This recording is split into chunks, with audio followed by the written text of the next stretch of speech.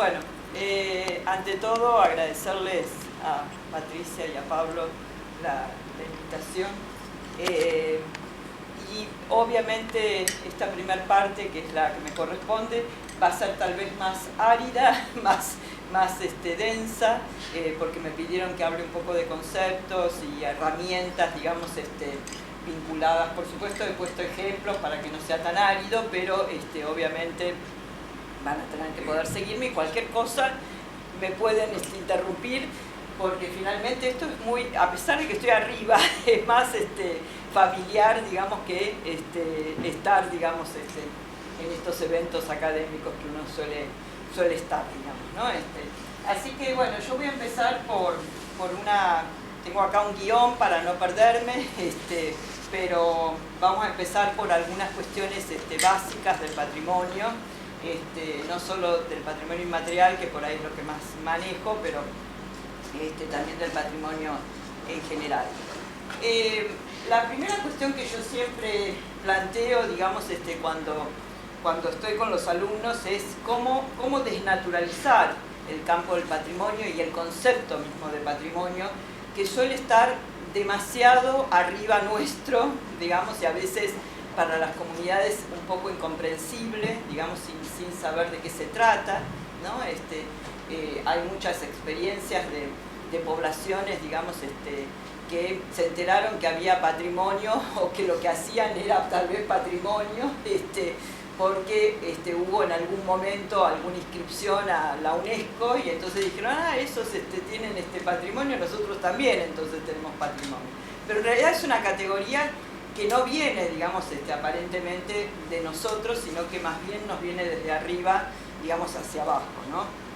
Entonces, a mí me parece que hay que desnaturalizarla porque de algún modo es como pensar en las tensiones, en las disputas, en todo aquello que se revela a partir de esa desnaturalización. Y entonces por eso yo pregunto, bueno, ¿de qué hablamos cuando hablamos de patrimonio? Y sobre todo porque, digamos, a ver, yo soy una académica que ha pasado por la gestión. Como decía recién, estuve en Patrimonio Inmaterial del Ministerio de Cultura de la Nación. Y la verdad que el problema que había, la brecha, la distancia que había entre lo que ya los académicos reflexionamos, criticamos y no sé qué, que mucho de eso está en esta presentación, obviamente, y lo que efectivamente luego sucedía cuando intentábamos trabajar con el territorio, digamos, con experiencias, con los gobiernos locales incluso, ¿no? Es bastante fuerte, digamos, ¿no? Entonces este es un tema que a mí me parece que hay que empezar a pensar cada vez más, digamos, ¿no?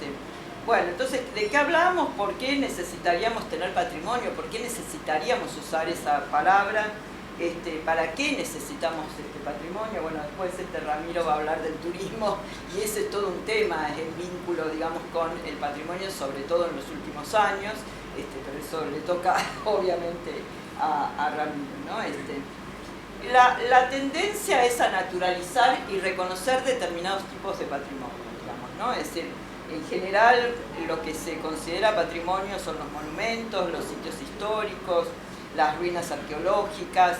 De hecho, digamos, la Comisión Nacional de Museos, Monumentos y Lugares Históricos, que depende del Gobierno Nacional, particularmente y en general, enfáticamente se dedica a ese tipo de patrimonio, ¿no? Y cuesta mucho salir y sacar la institucionalidad de ese lugar, digamos.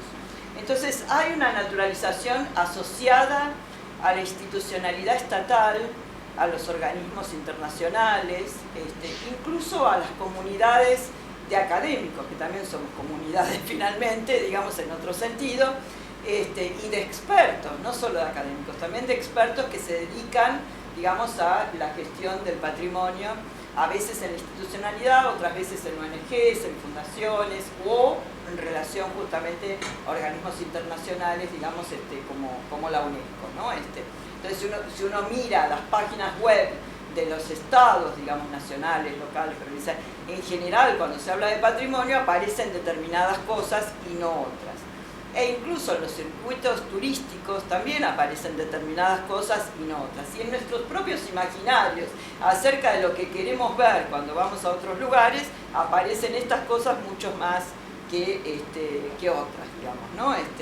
Entonces, bueno, ahí yo puse, obviamente, una pirámide, digamos, de Teotihuacán de México, puse, digamos, las ruinas jesuíticas de Misiones, que estuve hace poco, y fue muy impresionante. Yo había estado hace muchos años, y lo que me impresionó más es que hay un show de luz y sonido a la noche, que realmente es muy bizarro, para decirlo con una palabra vulgar, porque, digamos, los indios están imaginados y representados.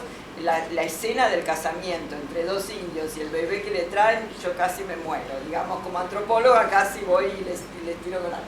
Pero lástima que es un video, así que no podía matar a nadie.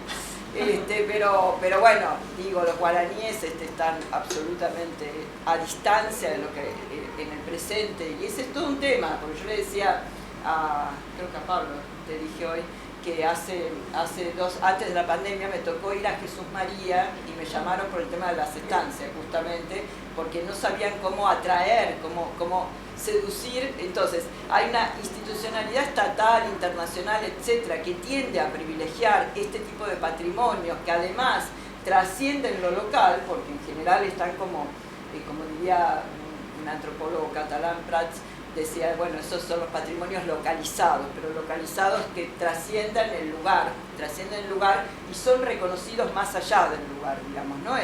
Pero entonces el problema era justamente en ese lugar que no hay, digamos, una cuestión de familiaridad con lo local y con los nativos y con los que pueden venir, digamos, del resto del país. Y puse también, digamos, parques nacionales, porque los parques nacionales, aunque parezca mentira, son claramente delimitaciones patrimoniales desde la naturaleza, desde el lugar de lo natural. Y tienen un problema y generan problemas graves, digamos, aunque parezca que no, porque vacían ciertos territorios, digamos, no solo, no la vacían justamente de fauna, flora, porque tienen ese sentido y ese objetivo, sino de las poblaciones locales, digamos, que suelen no estar, o que tienen que pedir permiso, ¿no? Tengo un tesista en el sur que está trabajando con el Parque Nacional Los Alerces, y una de las cosas que pretende, digamos, trabajar es justamente el problema, la brecha entre la memoria de los mapuches y la imposibilidad de acceder al Parque Nacional Los Alerces, digamos, ¿no? Y lo mismo pasa en el Impenetrable, digamos, que cuando estuve ahora en Posadas, en el encuentro vino justamente una criolla, una señora que está trabajando con el gobierno del Chaco,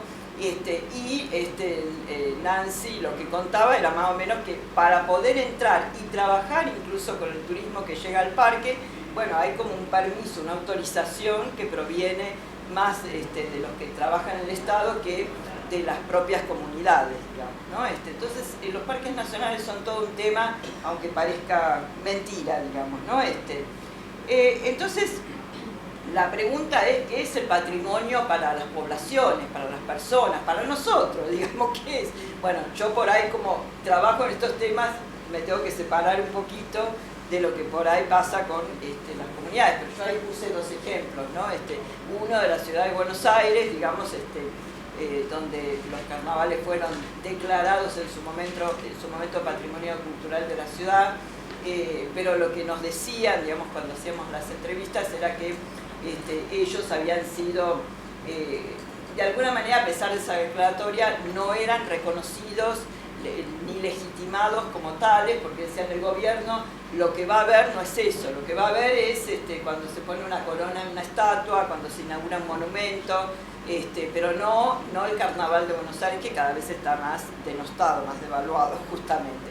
Y puse otro ejemplo que es el de los mapuches, digamos, ¿no? Es la comunidad mapuche que plantea cómo el Estado, digamos, suele reconocer sus artesanías y pide artesanías, y en realidad ya la mayor parte de las comunidades mapuches, las jóvenes sobre todo, usan la artesanía, por ejemplo la platería, que es muy típica de ellos, pero ya no la hacen, digamos, ¿no? Y ahí hay todo un tema, digamos, porque el Estado demanda algo y que considera por ahí patrimonial, digamos, pero las mapuches ya la pueden usar para determinadas ocasiones en las que es necesario volverse mapuches, digamos, reinventarse como mapuches, pero lo que ellos dicen es, y lo que ellas dicen es claramente lo que el Estado no toma en cuenta como patrimonial, aún en el caso del patrimonio inmaterial, que es donde más me voy a focalizar ahora en unos minutos, digamos, es justamente la cultura como organización social,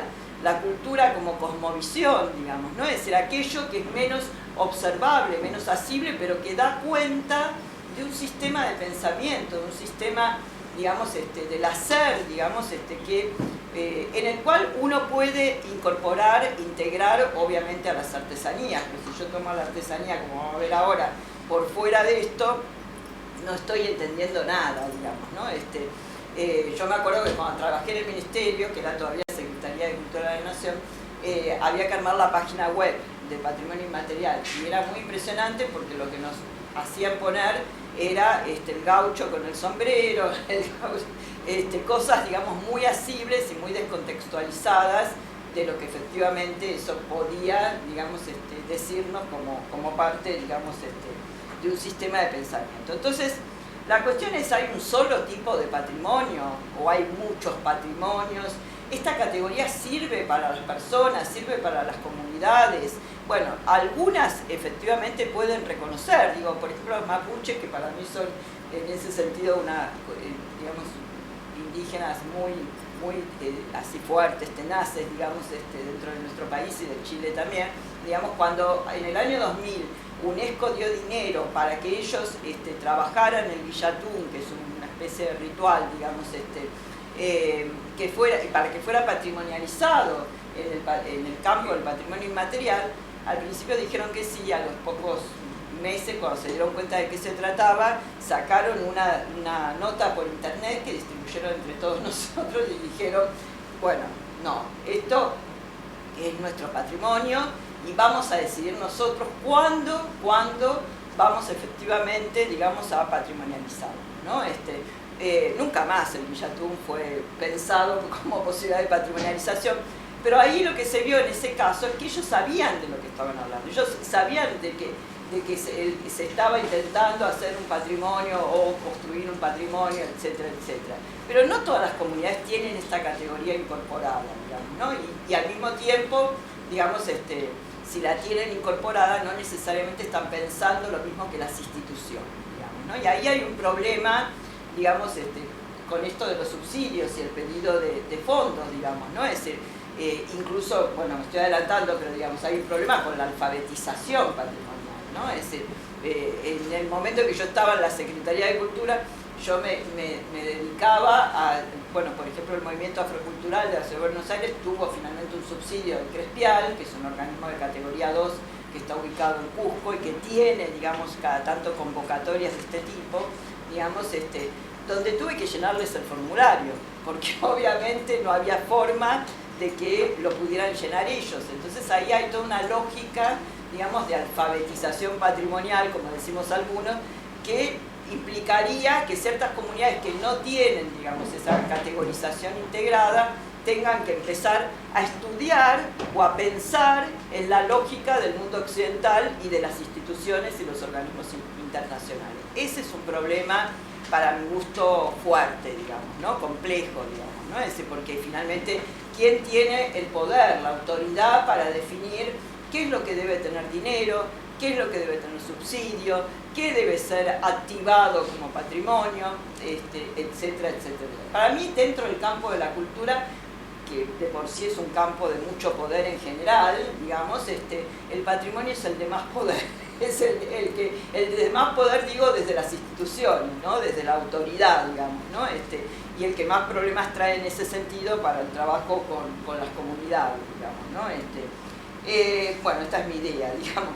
En ese sentido yo creo que, digamos, el Estado o los Estados lo que intentan es utilizar ciertas herramientas de las cuales no pueden salir. Y a mí eso me preocupa muchísimo, porque no necesariamente tiene que ser así para las comunidades. Sin embargo, las comunidades terminan buscando eso, digamos, ¿no? Es decir, por ejemplo, las declaratorias, los archivos, digamos, las catalogaciones, digamos, son todas herramientas que utilizan los estados para producir saber sobre determinados objetos o bienes que obviamente, digamos, parece que son buenos para pensar, pero en realidad los objetos, los bienes, son todo lo que usamos nosotros todos los días en la vida cotidiana, y entonces son buenos para experimentar y para vivir la vida cotidiana, digamos, ¿no? Es decir, y esto incluso hasta en una casa histórica, digamos, ¿no? Si uno vive dentro de una casa histórica, ¿por qué deberíamos extraerla, digamos, de nuestra propia experiencia de vida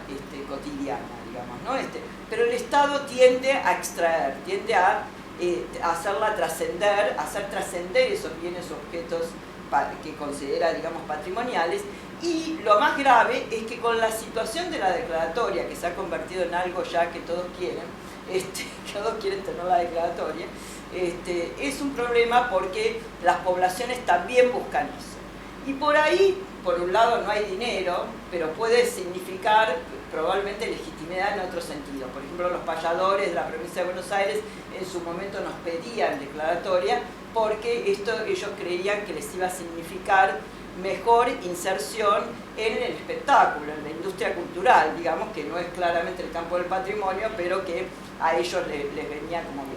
Y hace no mucho tiempo, digamos, me pidieron del Lincoln, que está en la provincia también de Buenos Aires, que fuera, porque quería también declarar y llegar a UNESCO. Además todos quieren llegar a UNESCO y no, les aseguro que no es lo mejor, digamos, y ahora vamos a ver por qué.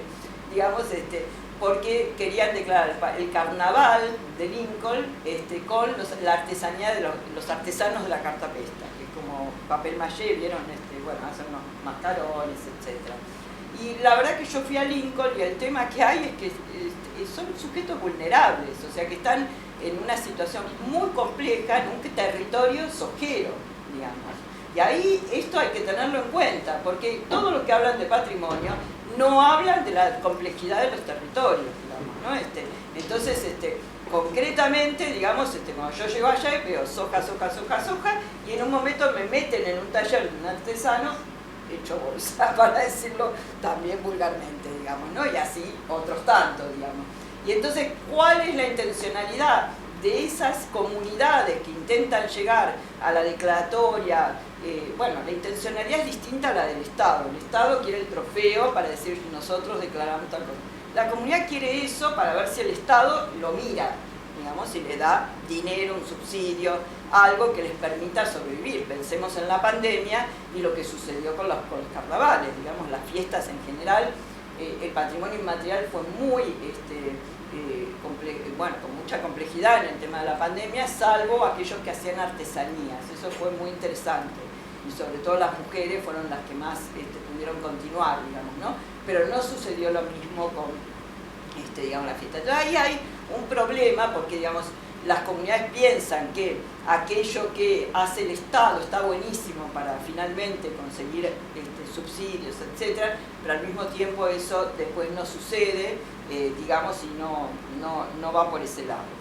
Pero es la declaratoria lo que finalmente define qué es patrimonio y cuál es el estatus de cada bien o cada objeto o cada expresión patrimonial. Y en ese sentido, ¿qué hace el Estado?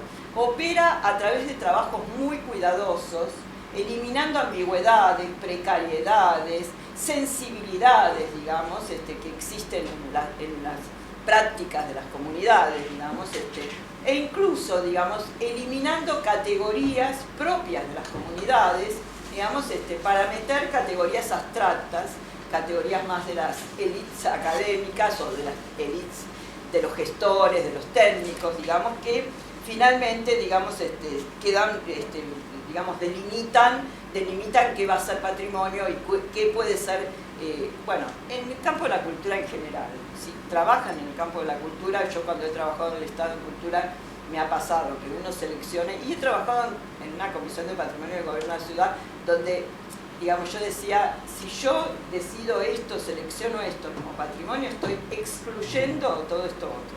Entonces yo siempre digo lo mismo. Vieron que en los últimos años, de los 90, todos hablan del desarrollo cultural, sostenible, no sé qué, y la inclusión social, ¿no? Esto es inevitable. Los organismos internacionales, yo he trabajado bastante con la Agencia de Cooperación Española, bueno, los discursos siempre más o menos son los mismos. Pero el problema es que siempre empezamos por excluir. Porque en realidad cuando estamos seleccionando algo, antes que incluir estamos incluyendo, sí, pero estamos excluyendo todo lo demás, digamos, ¿no? Entonces yo en ese momento, yo me acuerdo que que ponía mucha atención a qué era lo que iba a quedar, qué iba a excluir, digamos, qué era lo que iba a excluir en ese contexto, digamos, ¿no? Que eso no suelen pensarlo los técnicos, los expertos, el Estado en general, digamos, ¿no? Y lo otro que hace el Estado es descontextualizar, ¿no? Es decir, esto, ¿no? Es decir, la artesanía de la cartapesta.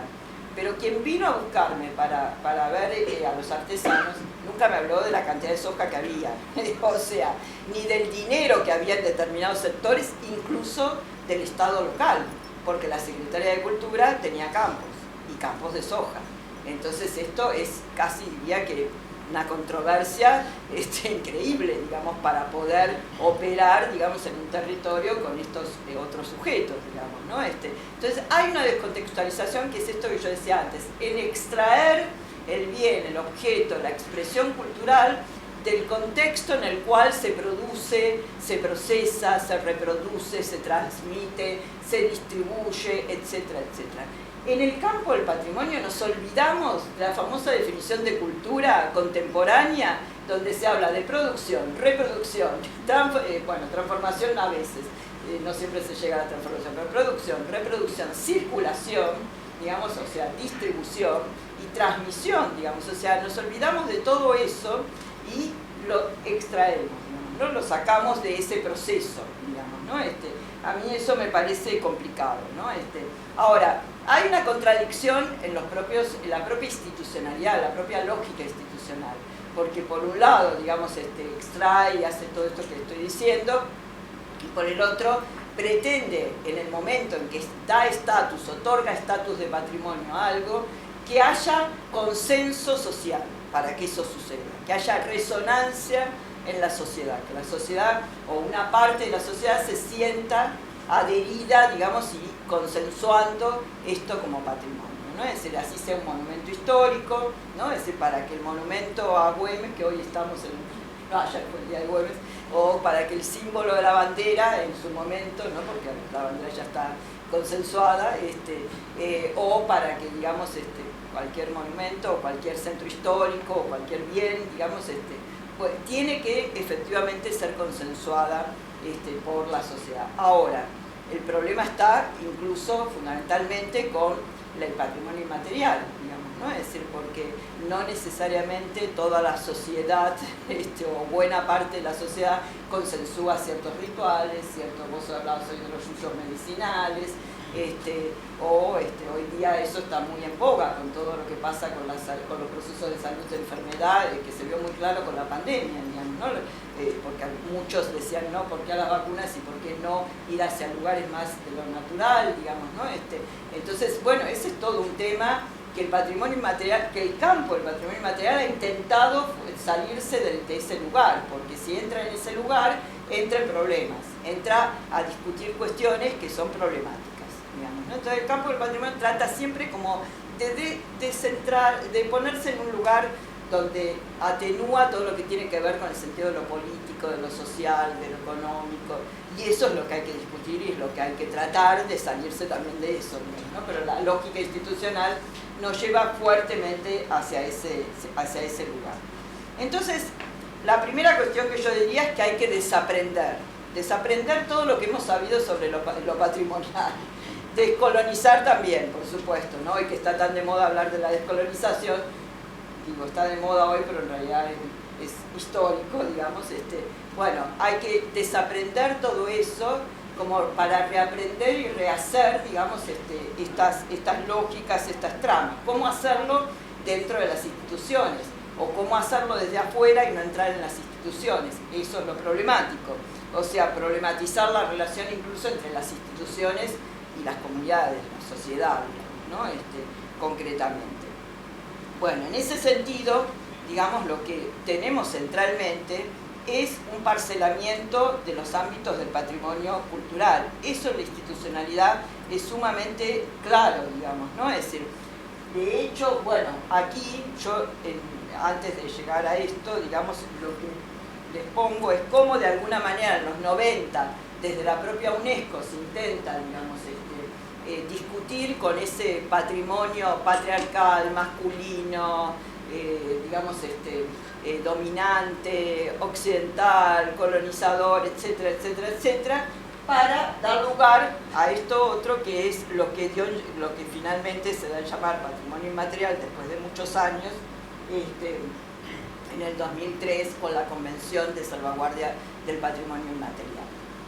Bien, uno puede decir acá hubo un avance, ¿no? Es decir, por un lado se discutió y se reflexionó sobre lo que el patrimonio había llevado adelante históricamente, aunque debemos decir que en América Latina, por lo menos, cuando se constituían los Estados-nación, se necesitaba de lo que se llamó el folclore, digamos, muy denostado dentro de la antropología finalmente, digamos, pero, digamos, por ejemplo, Brasil es un caso típico. Para convertirse en la nación brasilera necesitó de la capoeira, más allá de que la limpió de lo que significaba, ¿no? La convirtió más en un deporte que en lo que efectivamente tenía que ver la capoeira con los esclavos, etcétera, pero no había que hablar de los esclavos, entonces obviamente, el samba que no era el original, el samba carioca, que es el que todos por ahí conocemos más, pero el samba original se intentó que también se eludiera, digamos.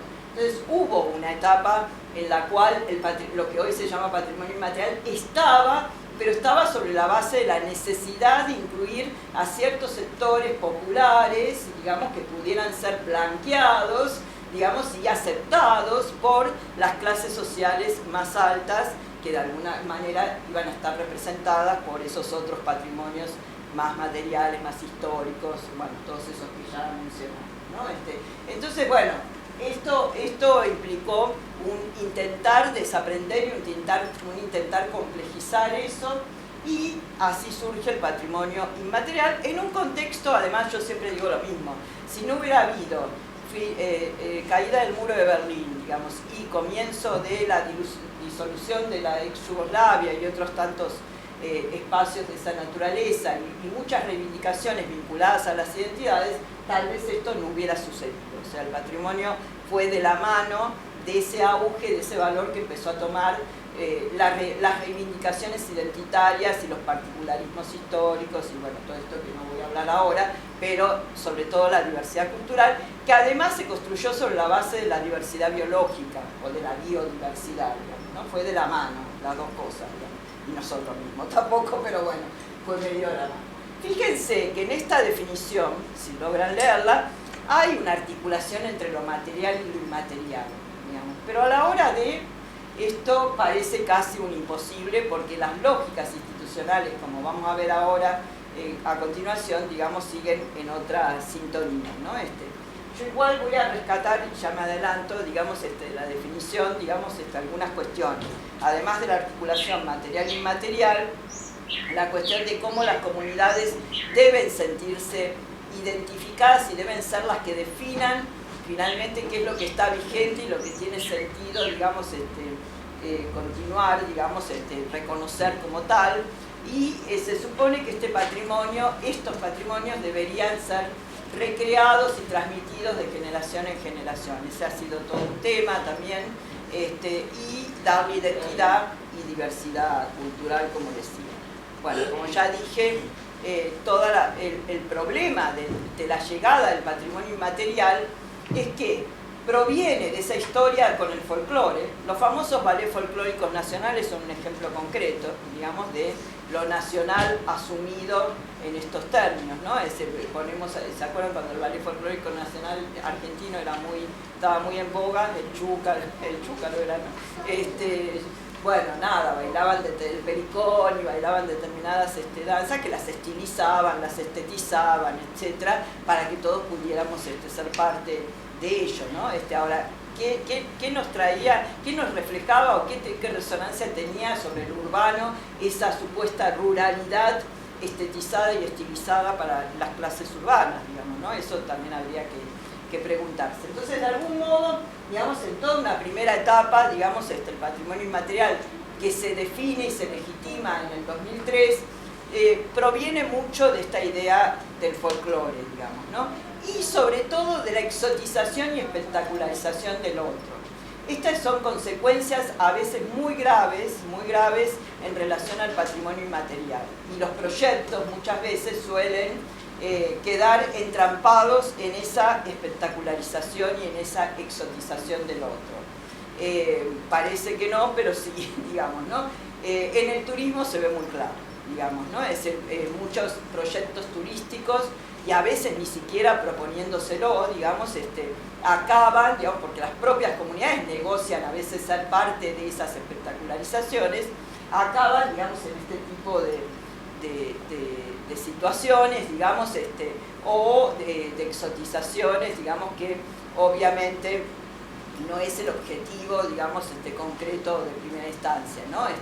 Pero la realidad es que el propio patrimonio a veces lleva a eso, ¿no? Es decir, el caso de Palenque San Basilio en Colombia, que es un lugar que fue de esclavos, digamos, negros, en un momento dado el gobierno de Uribe, la derecha, decide, digamos, que para poder, digamos, atenuar el problema del conflicto armado y que las poblaciones, la sociedad volviera a circular por las rutas y que además no hubiera desarraigo y exilio, digamos, o migración de las poblaciones de Palenque, San Basilio, digamos, decide que se patrimonialice en el campo del patrimonio inmaterial.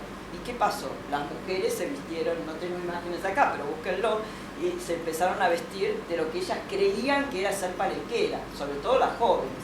Porque eso significaba, además, ir todos los días a Cartagena a funcionar como guías turísticas de los extranjeros que van a Cartagena, nunca llegan a Palenque, y vendían dulces artesanales, pero todas vestidas de colores y no sé qué. Hay un video maravilloso en YouTube, que se lo encuentra, sería genial, digamos, donde la imagen está partida al medio. Y por un lado están las mujeres más mayores, hablando con hombres como otras mujeres, etcétera, y diciendo, nosotras no somos eso, eso es para el espectáculo, para el show, pero no somos eso.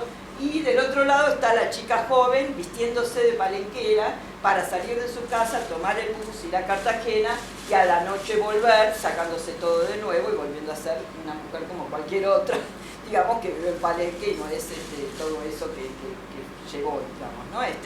Y en realidad, alguna vez yo estuve con uno de los palenqueros que había estado en la declaratoria, en la inscripción, porque ahora se llama inscripción del Patrimonio Inmaterial de la Humanidad, y decía, si nosotros hubiéramos sabido que era esto, no hubiéramos entrado, digamos, ¿no? Porque por un lado permitió que la población se fuera menos y que tuviera esta posibilidad, pero al mismo tiempo generó más desigualdades. Interesante esa cuestión de cómo inclusión-exclusión no siempre van totalmente, digamos, de la mano, digamos, ¿no?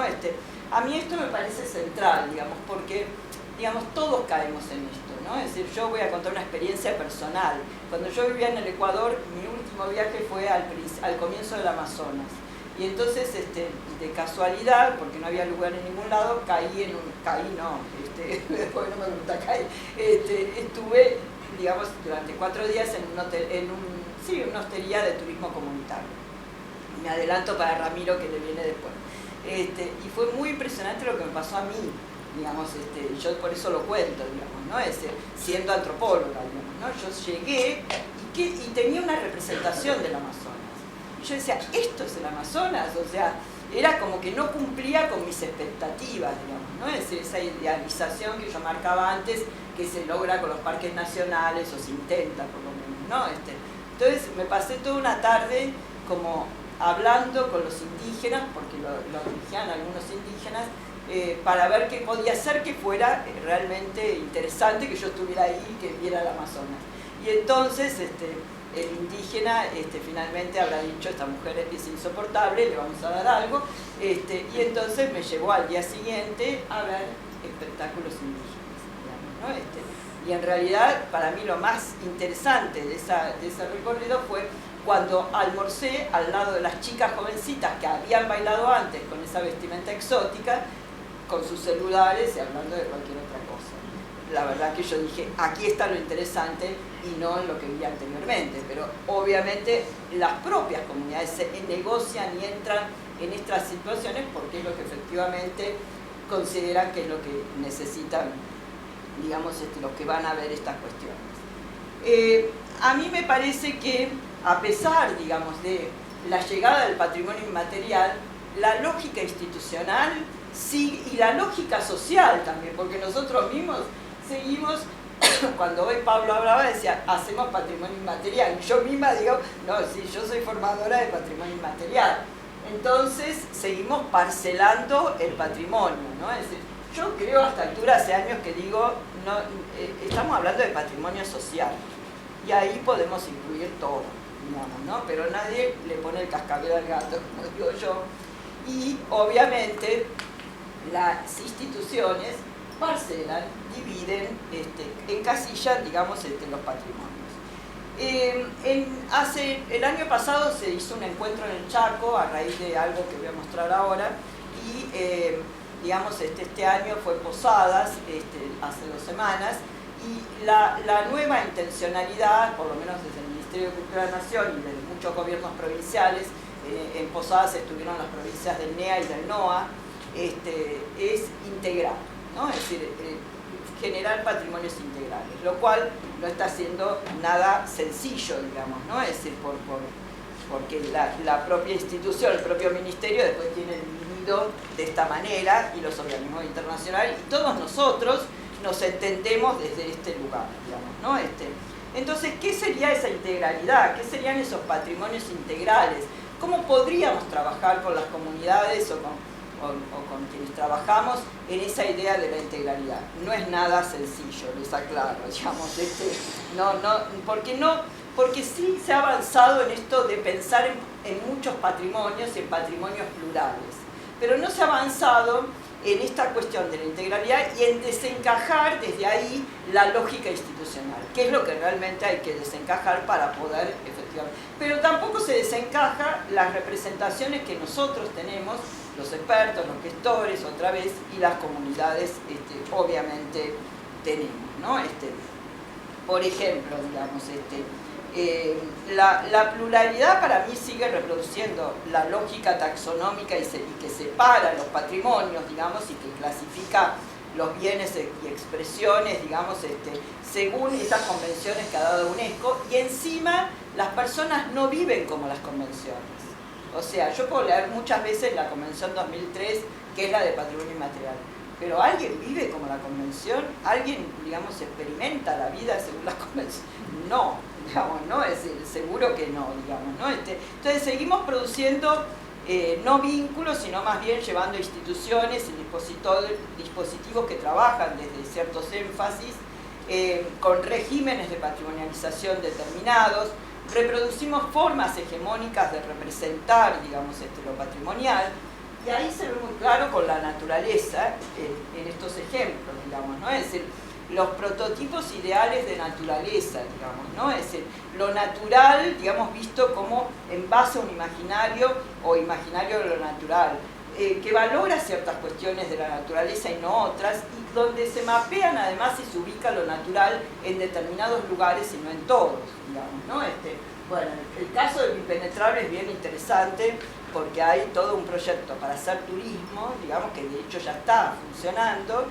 Yo estuve trabajando un poco con esto, con la gente del Chaco, digamos, pero no termina de integrar justamente a las comunidades indígenas, digamos, ¿no? Entonces hay un grupo del Estado chaqueño, que por suerte son muy piolas, digamos, trabajando con las memorias de los wichí, pero digamos, es muy complicado, a pesar de que los wichíes y los com están trabajando con la naturaleza, digamos, hacen sus artesanías con la naturaleza. Claramente, digamos, el modelo ideal está en el Parque Nacional, digamos, y ahí está la controversia incluso por la cuestión turística. Y la quebrada Humahuaca es todo un problema. Nos llevaría todo un día hablar de la quebrada Humahuaca porque se declaró bajo la categoría de paisaje cultural, que es más bucólico de lo que uno piensa, y donde claramente lo interesante del principio que fue que había demandas por un gasoducto, que finalmente la patrimonialización, no sé si lo sabían, pero gracias a la patrimonialización el gasoducto no se hizo, pero después de eso vinieron los turistas, los extranjeros, y compraron tierras, dejaron a los pobladores locales sin gasoducto, pero sin las tierras también, digamos, ¿no? Y la categoría de paisaje cultural no da cuenta de esa integralidad compleja, de la territorialidad en términos de complejidad, digamos, ¿no? Entonces, bueno, estas no integralidades llevan también a pensar incluso en el caso del patrimonio inmaterial como que todo es patrimonio. El otro día en Posadas, la directora de Patrimonio del Chaco, que es Gaby Barrios, que es divina y que es muy inteligente, me decía, ahora todo es patrimonio. O sea, pasamos de ese patrimonio histórico, material, selectivo y no sé qué, a que todo puede ser patrimonio, ¿no? Es decir, pero no todo es patrimonio inmaterial. Porque, a ver, vamos a pedirle a la UNESCO que nos diga si las religiones pueden ser patrimonio inmaterial. Pues no, seguro que no. O a la medicina natural que la incluya. No. O sea, hay un montón, las lenguas. Ahora las están recién empezando a integrar, pero hasta hace poco la idea era que las lenguas eran un vehículo de transmisión, pero no patrimonializables, ¿no? Y yo la verdad tengo dudas de que tengan que serlo, porque el problema de la categoría de patrimonio es que termina congelando, termina encriptando, obturando, digamos, ¿no? Entonces las lenguas son cambiantes, digamos, ¿no? Es decir, bueno, anoche hablábamos con Ramiro y con un amigo de él que es francés, hablábamos del problema de las lenguas regionales, de las lenguas de los indígenas, por ejemplo, digamos, ¿no? Las lenguas se reinventan, cambian, a veces se dejan de lado, después se vuelven a reordenar y a reinventar, digamos, ¿no? Entonces, bueno, ahí hay todo un tema que efectivamente, digamos, en la categoría de patrimonio no deja ver. Y lo otro es que ese intento de unir lo material, lo inmaterial, lo natural con lo cultural, podrían tal vez obturar esa idea del lugar patrimonial. Cuando yo digo el lugar patrimonial, es ese lugar que de alguna manera se establece a partir de las selecciones y las patrimonializaciones donde se eliminan ambigüedades, contradicciones, etc. Y donde parece que tuviéramos que unir cultura, territorio y comunidad en un solo lugar, digamos, ¿no? Y eso es complicado. Es el tema de la identidad esencial, bueno, no me voy a detener en eso, pero yo diría que hay que repensarlo también, ¿no? La no integralidad, sí, perdón. Sí, dale. Habla fuerte. Pregunta, desde que empezaste a conversar, ¿cuál es el interés de UNESCO en patrimonializar? Digamos, entiendo que hay un interés en papeles, digamos, la UNESCO tal cosa, y la linda, la cara, etc.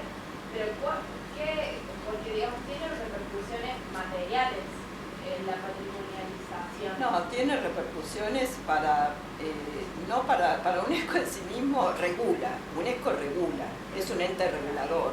Digo yo, como vieron que hay entes reguladores de la luz, también es un ente regulador, porque les dice a los estados que sí, que no. O sea, cuando empezó todo el tema de la valorización de la diversidad cultural, en la Declaración de Diversidad Cultural le dice a los estados, ojo, no todo. ¿Se entiende? La ablación del clítoris no. Sí. Y es una práctica africana cultural que podemos tener nuestras discusiones con eso, pero la realidad es que dice claramente, ustedes tienen que decidir qué va en contra de los derechos humanos y qué no. Pero ¿qué son los derechos humanos? ¿Desde dónde bueno, ahí es controversial, digamos, ¿no? Es controversial. Entonces es un ente regulador. Cuando está definiendo qué sí y qué no, digamos, lo que está haciendo es ubicar esto, mapear qué expresiones, qué comunidades, qué va a ser legitimado, digamos, ¿no? En términos simbólicos más que materiales. Porque la UNESCO casi no tiene dinero, muchachos, tiene algo, pero no tiene mucho. Entonces, en realidad, digamos, está diciendo, bueno, nada, esto va a ser legítimo, esto no va a ser legítimo. Y eso tiene consecuencias económicas, políticas, sociales, culturales, etcétera, etcétera. A mí me preocupan más los gobiernos que desarrollan los estados nacionales, provinciales, locales, que de alguna manera deciden cuándo vamos a patrimonializar y qué cosa. Y me preocupa aún más cuando nosotros como sociedades pedimos eso, porque, no, insisto, vuelvo sobre lo que ya dije, no solo, digamos, en los estados, digamos, solicitan o piden o demandan o hacen, también hay una demanda social, digamos, o de algunas comunidades en relación a estas cuestiones, digamos, ¿no? Entonces eso es preocupante, digamos, ¿no? Ahora, está claro que UNESCO regula, ordena el mundo. Es increíble que la cultura, el patrimonio puedan ordenar el mundo. Ordena el mundo. Sí, ¿qué es lo occidentalizado? ¿Y qué es lo oriental que puede ser también patrimonializado? O lo africano que puede ser patrimonializado. ¿Se entiende? Entonces, bueno, a mí me parece que eso no es menor porque tiene consecuencias, digamos, ¿no? No sé si te contesté, pero va por ese lado, digamos, ¿no? Porque en realidad el problema es que claramente la no integralidad y todo lo que esto que estamos hablando puede llevar a discriminaciones, a exclusiones, como ya dijimos. Por ejemplo, este es el caso que ahora que estuvimos el año pasado en Chaco, con un encuentro con el Ministerio de Cultura de la Nación, la Comisión de Monumentos y el Chaco, ¿no? Y los Mocoy. Estos son los indígenas Mocoy. Este es un caso bien interesante porque muestra la imposibilidad de pensar el territorio complejamente y cómo se va a hacer, porque en realidad el Ministerio de Cultura parte de que hay que patrimonializar estos meteoritos que cayeron hace, no sé, montones de años en el Chaco, Santiago del Estero y en Santa Fe. Pero Santa Fe casi no se lo incluye, Santiago del Estero va a haber un encuentro este año. Bueno, y lo más interesante fue que se consiguió desde el Chaco que algunos líderes Mocoy llegaran, digamos, a resistencia al encuentro y que después fuimos todos a Campo de Cielo. Por eso estas imágenes son de allá, ¿no? Ahora, fue muy interesante porque los Mocoy lograron entrar por primera vez al observatorio Centro de Interpretación que se hizo hace ya varios años, de manera privada. Ojo con los actores privados, que yo hasta ahora no los mencioné, pero también entran en juego, digamos. Decidieron hacer un centro de interpretación donde los Mocoy no fueron parte y además no pueden ingresar normalmente al centro de interpretación. Entonces, bueno, ahí hay todo un interés de ver cómo vincular a los Mocoy, que en ese contexto pudieron hacer una asamblea dentro mismo del Campo de Cielo, integrar y que no sea solamente una ley de meteoritos, de patrimonio de meteoritos, que es lo que efectivamente va a salir, digamos, pero que si los Mocoy no se involucran, claramente quedan afuera y además son sujetos vulnerables. O sea, viven en la pobreza extrema, digamos. Entonces, el territorio no es solo la tierra, el territorio, digamos, es mucho más complejo, digamos, que eso, ¿no? Es decir, los meteoritos entran en el territorio, pero también entran los Mocoy. Y tal vez sea como el concepto más interesante para pensar la complejidad y la integralidad, esta idea de patrimonios integrales que estamos como intentando, digamos, desarrollar, ¿no? Bueno, y obviamente empezar a tener en cuenta esto que yo decía antes, la incomodidad de los patrimonios. Porque al fin y al cabo, de lo que nadie quiere hablar es de que hay patrimonios incómodos y patrimonios hostiles también. Digo, todas las decapitaciones de monumentos históricos que hubo en los últimos años tiene que ver con cierta hostilidad hacia la concepción de la categoría y del campo del patrimonio, digamos, ¿no? O, digamos, esto que yo decía, esta es la soja, cómo queda la tierra después de sojizar, esto es camino a Campo del Cielo. Perdón. O sea, así nos quedó una buena parte del territorio provincial. Bueno, yo nunca lo había visto de esta manera. Yo, que trabajo con comunidades que recogen algarrobo y mistol, tienen que ya hacer muchos kilómetros porque la tierra está así. Claro, bueno, este es todo un tema. Este es todo un tema porque, digamos, por un lado tenemos parques nacionales donde todo es muy bonito, por el otro tenemos esto. Antes de llegar a Campo del Cielo vimos todo esto. Digamos, yo no podía creer. Y los Mocoy viven en localidades cercanas donde no tienen trabajo, o sea, no tienen de qué vivir, no hay. Entonces también la patrimonialización del meteorito, ¿para qué sirve en ese caso? ¿No? ¿Cómo? Yo soy chaqueña y crecí muy cerca de donde está Campo del Cielo y el meteorito por su importancia como patrimonio porque se lo pusieron ya. ¿Por qué qué? Perdón. Se lo quisieron robar los yanquis. Si podés hablar un poquito más alto. Eso sí, hubo una intencionalidad, es cierto, hubo un personaje, ¿no? Sí. Y a partir de ahí en realidad cobró importancia y empezaron. Antes estaba solamente el meteorito, que es una piedra muy chica, bueno, ahí se lo había importando. Como metido en el cráter que ya en medio del monte, en un campo privado. Y el dueño del campo aparentemente lo vendió. Y cuando se enteraron las comunidades,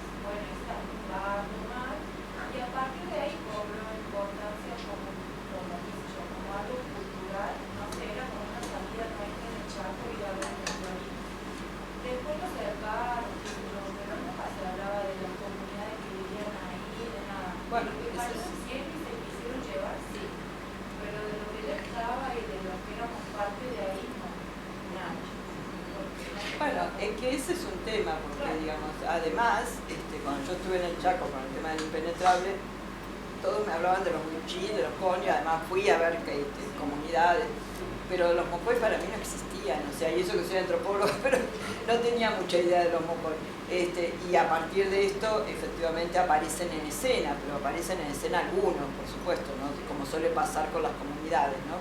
Y ahí también el Estado juega, digamos, ¿no? Es decir, las comunidades juegan, pero también las instituciones juegan en relación a qué comunidades mostrar, qué no, de cuáles ocuparse más o menos, digamos, ¿no? Bueno, es interesante, sí, eso yo lo había leído, efectivamente, y bueno, también es cierto que los Mocoy tienen poca relación con los meteoritos en todo sentido, incluso en términos de relato sobre los meteoritos, ¿no? Es decir, están como reinventando los meteoritos, digamos, para poder ser parte de los meteoritos. ¿No? Mónica, perdón, nos quedan alrededor de 15 minutos. Bueno, voy a apurarme, entonces. Sí, te iba a preguntar justamente porque yo me pongo a hablar. Mónica, sí. ¿este material ustedes lo van a enviar? Sí, yo te lo voy a dar todo. Sí. Vamos a compartir también, bueno, si después hablamos con ellos, el tema de las imágenes. No, sí. Pero sí, no hay problema. No, incluso yo quiero ver después todo lo que no voy a ver de lo próximo. Sí, además, todos vamos a compartir todos. Claro, por eso. Lo que sí les propongo es, si quieren, porque hay un espacio para preguntas. Claro. Para no adelantarnos por ahí muchas veces con cosas que Mónica está por abordar, dejamos las preguntas para el último. ¿Les parece? Claro, voy más rápido ahora y dejamos preguntas. Y te dejamos más tiempo para las preguntas. Perfecto. Bueno, entonces, claramente todas estas desentrañamientos que hay del patrimonio, de la categoría del campo, etcétera, no terminan de complejizar todo lo que venimos diciendo, el territorio, bueno, todo esto que ya hemos planteado. La otra cuestión que a mí me parece central, digamos, para pensar el patrimonio en general y el patrimonio inmaterial, es el tema de habitar el patrimonio, pero no habitarlo en el sentido más clásico de ocupar una casa histórica o un centro histórico, sino de sentirse habitado por aquello que reconocemos como tal, digamos, y las apropiaciones sociales en vinculación con ello. Los arquitectos, los que se dedican a patrimonio material, hablaban de usos sociales, pero de eso no se trata. Y en el campo del patrimonio inmaterial muchas veces esos usos sociales tienen que ver con el sujeto de fiesta, ¿no? Es el sujeto que se lo externaliza y se lo coloca en esta situación de fiestas, de rituales, digamos, y no en términos de apropiación. Claramente la apropiación es preexistente, o las apropiaciones son preexistentes a la llegada de la patrimonialización. Pero lo que tenemos que tener en claro es que la apropiación cultural, muchas veces, o social, que está preexistente, es despojada por los propios expertos para patrimonializar una expresión cultural, por ejemplo, ¿no? O los sujetos con poder expropian, digamos, y desposeen a las comunidades de esas expresiones. Entonces ahí hay un tránsito complejísimo entre apropiación social, que significa que las comunidades reconocen, conocen, le dan funciones sociales, etcétera, a aquello que hacen, digamos, pero a su vez las expropiaciones o desposesiones que hacen los expertos, los gestores, las propias instituciones de los recursos, los conocimientos, los saberes, etcétera, digamos, ¿no? Es decir, ahí hay un debate que debería darse entre apropiación, activación del patrimonio. Porque en general, digamos, el estatus de lo patrimonial se da por efecto de una activación que hace las instituciones en relación a ciertos bienes o expresiones. Pero en realidad las propias comunidades activan y desactivan constantemente sus propias saberes, conocimientos, etc., por efecto de esto, de que ya tienen apropiaciones previas y que lo hacen cotidianamente, digamos, sin pensar en que están haciendo patrimonio, digamos, ¿no? Entonces, bueno, esta es una cuestión que suele omitir, la patrimonialización suele omitir esas apropiaciones, esas resignificaciones incluso que se hacen de ciertas, digamos, expresiones, los usos críticos que se hacen de ciertas expresiones, digamos, etcétera, etcétera, etcétera, ¿no? Bien, entonces, ya desde el lado del patrimonio inmaterial, la primera cuestión que yo creo que empezó a manejarse mejor o a trabajarse mejor es ir de un camino que va del bien, expresión o objeto, o incluso del sujeto objetivado, hacia el proceso social, digamos, ¿no? Es decir, y esto tiene que ver con la apropiación social, digamos, ¿no? Es decir, de alguna manera se ha tratado desde las instituciones y desde las inscripciones de ir no al sombrero de paja tortilla, sino todo el proceso de producción que lleva finalmente al sombrero de paja tortilla. Cuando yo soy turista voy al taller donde está a lo mejor un artesano que me muestra, pero ¿qué pasó antes? ¿Cómo se llegó a eso? Bueno, esto es fundamental, digamos, porque eso puede colaborar justamente en que el sombrero no solo se venda como sombrero, sino que además haya toda una etapa y una actividad económica, productiva, que se desarrolle y se profundice y fortalezca a partir de esta idea, digamos, vinculada al patrimonio inmaterial, digamos, ¿no? Por lo tanto, digamos, el patrimonio o lo patrimonial, en el caso de lo inmaterial, ha, digamos, favorecido esta cuestión de la acción humana y de aquello que adquiere significado, digamos, para las comunidades, ¿no? Y entonces, bueno, lo que hay que tener en cuenta es todo esto, una cadena, un eslabonamiento de saberes, personas que detentan saberes, objetos y prácticas que se ejecutan con los saberes, con las prácticas, y los espacios y contextos, considerando que saberes y prácticas vuelan también, o sea que se desplazan, migran, y eso es lo que muchas veces la categoría de patrimonio, el campo del patrimonio, no permiten, digamos, observar, ¿no? Bien, entonces, lo que ya en los últimos años se trabaja cada vez más es en pensar, a pesar de que las instituciones no lo hacen, no tanto en patrimonio en términos de estatus, sino, o de otorgamiento de una inscripción o declaratoria, sino de procesos de patrimonialización. Digamos, y ahí cambia un poco la cuestión, digamos, porque implica que las sociedades elijan y se sientan reconocidas por ciertos bienes o expresiones, que ellos mismos de alguna manera intenten declarar, pero no en el sentido institucional que venimos hablando, y que además permita ver continuidades y discontinuidades de aquello que de alguna manera, digamos, desarrollan, ¿no? Hablar de procesos de patrimonialización, bueno, ustedes después lo van a leer esto, digamos, implicaría, digamos, ir más allá de inscripciones o declaratorias, digamos, sino trabajar en forma colaborativa con diferentes actores, digamos, ¿no? Y tiene que ver mucho con algo que vamos a ver ahora, que es la herramienta de la salvaguardia. Bien, ¿qué es lo que nos trajo el patrimonio inmaterial que debería trasladarse a todos los elementos patrimoniales? Es la herramienta de la salvaguardia, que no es preservar, que no es congelar, que no es construir un lugar patrimonial, que es claramente, digamos, aquello que la comunidad decidió que está vigente, que es significativo, que entonces puede ser viable, puede ser transferible, puede ser reforzado, consolidado, desarrollar ciertas medidas, digamos, que la comunidad decida que se deben desarrollar en función de esa salvaguardia. Eso implica que, por ejemplo, digamos, en el caso de los voladores de Papantla en México, la comunidad tomó la decisión de salirse del turismo, o sea, de seguir haciendo turismo, ¿no? Esos voladores que se ven en México, que vuelan cuando uno llega, bueno, eso lo van a seguir haciendo, pero decidieron que para poder seguir haciéndolo necesitan volver a recuperar aquello que dejaron de hacer. Por ejemplo, conseguir la madera para hacer el mástil. Los mástiles ya no son de la madera que antes. Entonces, para eso tienen que reforestar, digamos, las zonas donde de alguna manera esa madera se puede extraer.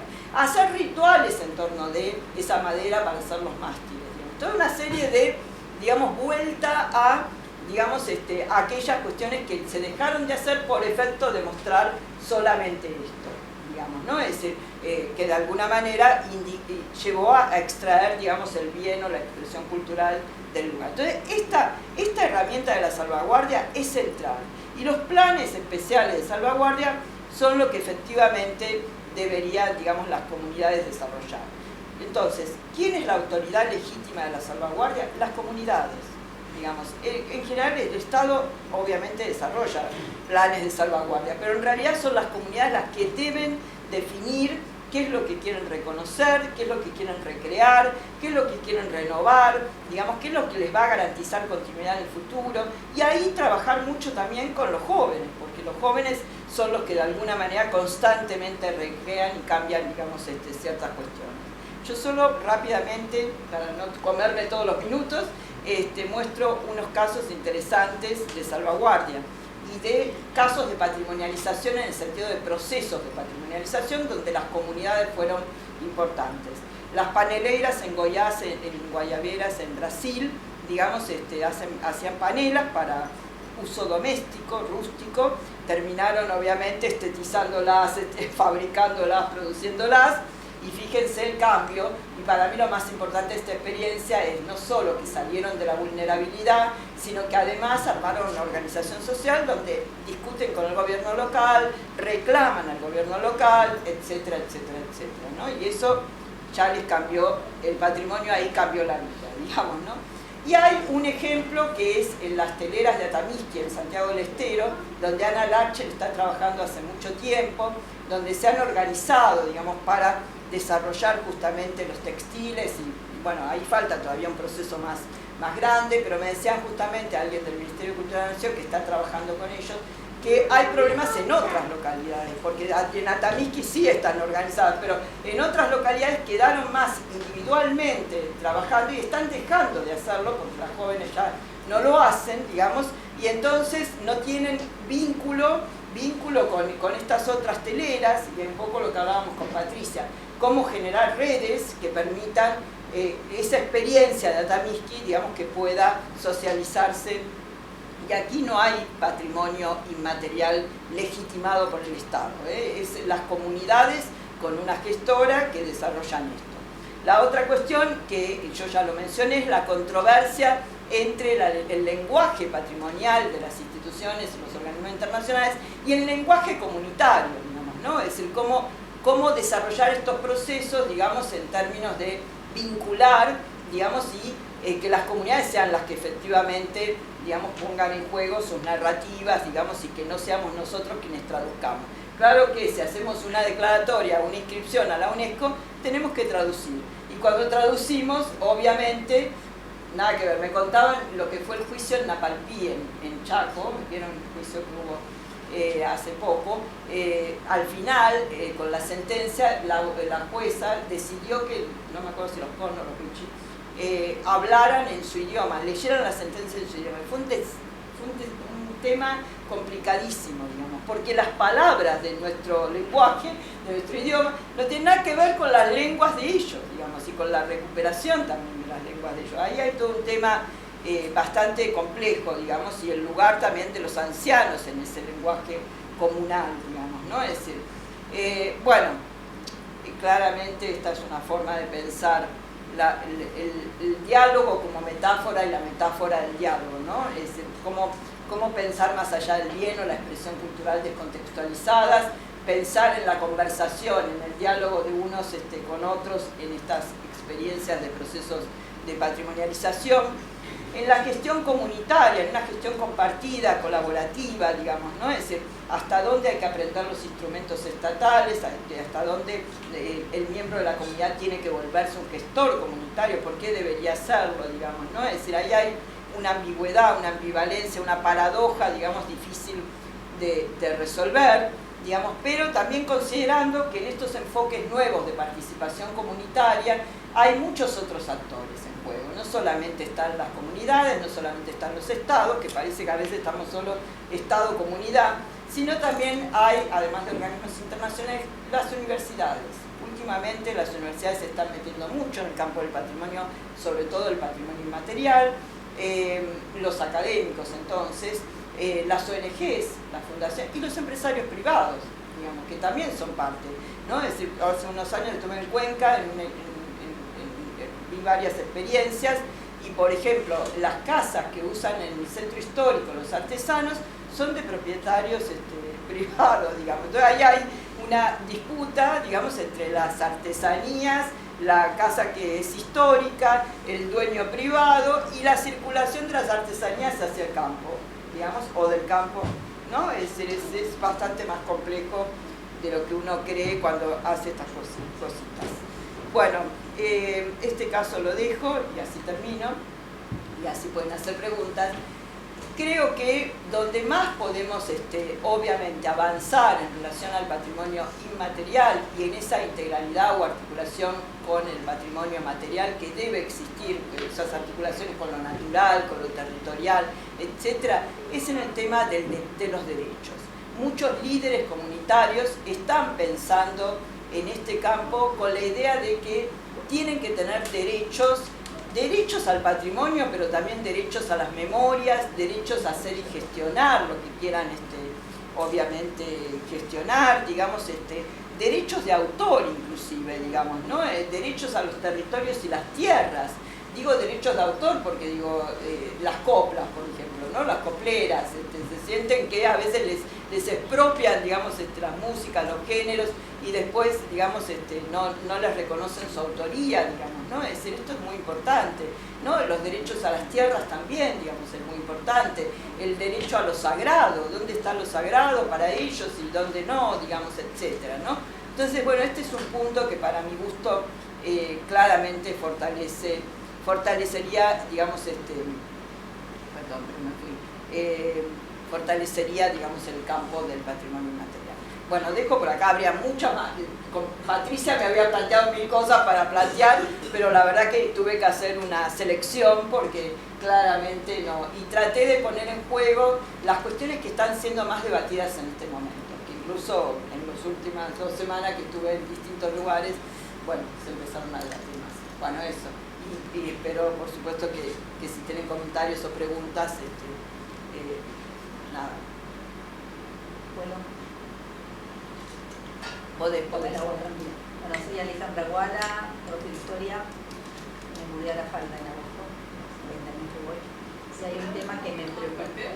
¿Podés hablar un Si podés hablar más fuerte. Y si no, Lucía, ¿llega el micrófono? ¿Tenés idea del No, yo cable? subo la voz. Ah, bueno. Tengo vozarrón, pero bueno. No para que me lo conteste ya, tal vez después si tenés mail. En La Falda nos está angustiando un grupo de vecinos algo que está ocurriendo. Se prioriza fiesta del alfajor, fiesta del tango, no es patrimonial, pero es lo que hay ingresos, se respeta. Pero está habiendo un problema muy grande con las operaciones inmobiliarias en la avenida Edén.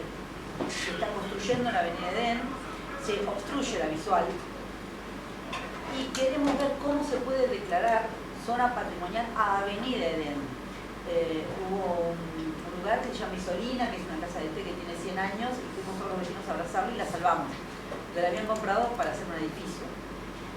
¿Cómo se puede? ¿Hay lugares para gestionar esto? ¿Se puede hacer como moción vecinal? Porque el municipio da bolilla, pero hasta ahí. Claro, ahí el punto es el siguiente, digamos, o sea, es pensar el patrimonio como un recurso, ¿no? Y lo que usted entiendo cuál es la problemática, digamos, porque creo que a esta altura buena parte de nosotros vivimos en lugares donde estas problemáticas existen, pero en realidad lo que hay que pensar es hasta dónde, digamos, la sociedad y la población, digamos, vinculada a esto, verdaderamente está pensando en que el patrimonio es lo que lo reconoce y esto que yo decía antes, ¿no? Es decir, que se siente reconocido por lo patrimonial, digamos, ¿no? Es decir, o simplemente lo patrimonial pasa a ser un recurso para que las inmobiliarias no vengan y destruyan todo, digamos, ¿no? Es decir, ese es un tema, es una disyuntiva, digamos. Si me sirve, está todo bien, digamos. También los indígenas cuando reclaman por las tierras empiezan a hablar de la identidad, digamos. Si uno a veces dice, bueno, ¿es la identidad o es que en realidad están pidiendo tierra? Y están pidiendo tierra, y entonces la identidad es un buen recurso para pedir tierra, digamos. O sea, ahí hay que claramente, digamos, pensar en esa disyuntiva, con lo cual no estoy diciendo no debe hacerse, digamos. Claramente ahí quien tiene que declarar, entre comillas, es el Estado, el gobierno local, el gobierno provincial, municipal, que fuera. ¿Cómo se pide? Pero, y eso obviamente es un reclamo que se tiene que hacer, obviamente, a la parte pertinente, al organismo pertinente del gobierno, que tenga que ver o bien con lo urbanístico, o con el código urbanístico, o con áreas de protección histórica. A veces en los gobiernos hay partes, secciones que tienen que ver con áreas de protección histórica, digamos. Nada indica que eso va a resultar, digamos, ¿no? Es decir, porque lo que sucede cuando viene el reclamo desde abajo para justamente utilizar el patrimonio como recurso, no siempre funciona, digamos, ¿no? Pero bueno, esa sería un poco la respuesta. ¿Alguna otra pregunta? Vamos a aprovechar el micrófono que Leonardo y no Leandro, como me he equivocado varias veces. ¿Alguien quiere preguntar algo? Yo quería preguntar si... Mira, así te escuchas, por más que levantes. Hola, buen día, me llamo Rosa. Soy chaqueña, pero vivo en Cruz del Eje. Y quería preguntar, porque soy traductora, si en alguna instancia de la academia, de la institución, se plantearon por qué le dicen patrimonio, por qué usan la palabra en español patrimonio. Si alguna vez pensaron en otro concepto para eso, porque ahí cambia todo, ¿no? Me parece. Y en realidad la palabra patrimonio nace de la idea de herencia patrimonial, familiar, de propiedad privada. Por eso viene cargada la palabra y el concepto de, yo diría, de una cuestión muy elitista, digamos, ¿no? Es decir, porque tiene que ver con la herencia, Yo siempre recomiendo ver una película francesa que se dio hace muchos años, Las horas del verano, si la encuentran, véanla, porque se ve muy claro lo que pasó con la herencia familiar en esa película, digamos, o sea, y cómo terminan hablando de patrimonio sin saberlo, digamos, ¿no? Es decir, cómo la madre se está muriendo y le dice a los hijos, vos te tenés que ocupar de esto, vos de esto, de otro, se muere y se arma un lío terrible, digamos, y hay objetos que van y descontextualizan los objetos, hay objetos que obtienen carácter patrimonial porque van al museo, otros que se quedan en la casa de no sé quién. Bueno, nada, la palabra y el concepto provienen de esa idea. De hecho, en inglés es heritage, no se habla de patrimonio, digamos, no se habla de herencia justamente, ¿no? Pero bueno, yo siempre al principio cuando yo empecé a trabajar en estos temas decía, hay que destruir la palabra patrimonio, hay que sacarla del diccionario, hay que sacarla de todos lados. Estaba un poco subversiva, pero hoy lo que sí creo es que hay que dar debate sobre la palabra, sobre el concepto y sobre la aplicación, la implementación de esa palabra y de ese concepto. Y estar muy atento a si las poblaciones con las que trabajamos les hace sentido, les resuena, digamos, si tiene algún sentido para ellos. Si en realidad tiene más sentido la palabra o el concepto de memoria, y trabajemos con las memorias, porque finalmente lo patrimonial es la reconstrucción de las memorias. El problema está cómo después, en esa reconstrucción de memorias, se seleccionan nuevamente ciertas memorias y no otras, digamos, ¿no? Es decir, y ahí hay un problema grave, hay muchos problemas, pero digo, ese es uno, porque, digamos, cuando se piensa en la memoria, parece que la memoria está más viva que el patrimonio. Al patrimonio se lo suele colocar en el lugar de lo muerto, salvo el patrimonio inmaterial que empieza a hablarse de lo vivo, etc., pero aún así se lo sigue colocando en el lugar de la muerte, mientras que la memoria en el lugar de lo vivo. Es lo que pasó con la Exesma. La Exesma, el centro clandestino, digamos, ¿no? Es decir, las madres de Plaza de Mayo dijeron, no, ¿por qué te va a hacer monumento histórico si en realidad nosotros decimos aparición con vida? Para nosotros es vida, digamos, no es muerte, digamos. Después finalmente fue monumento histórico nacional, de cualquier manera, porque no pudo zafar de eso, pero digamos, hay un tema ahí con un trabajo de encuadramiento de memorias, con una selección de memorias, digamos, que son las que, y generalmente se selecciona una memoria que se vuelve poderosa, hegemónica, y que se vuelve muy conflictiva cuando es muy reciente. Por ejemplo, la memoria de la dictadura es tan reciente que es conflictiva al día de hoy. Y justo ayer hablábamos con alguien, con vos, no me acuerdo con quién hablaba, no me acuerdo, del bombardeo de 1955. ¿No? Que recién ahora se está hablando del bombardeo de 1955. Había sido negado, omitido, murió gente, pasaron cosas en la Plaza de Mayo.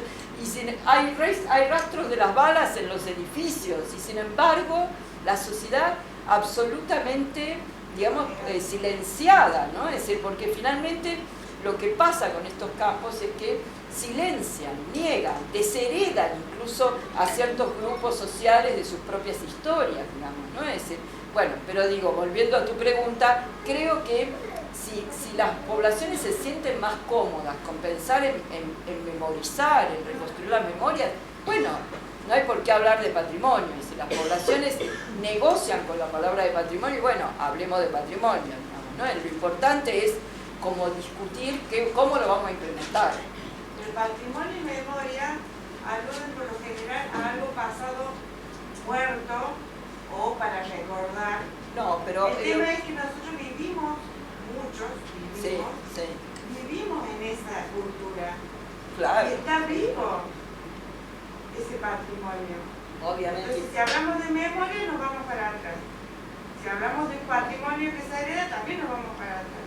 O sea, pero muchos de nosotros vivimos y practicamos porque lo venimos heredando, entre comillas, y lo tenemos incorporado. Claro. Lo hacemos como algo cotidiano. Estoy totalmente de acuerdo con vos. Solo que también ha habido una cosa de naturalizar que el patrimonio es el pasado.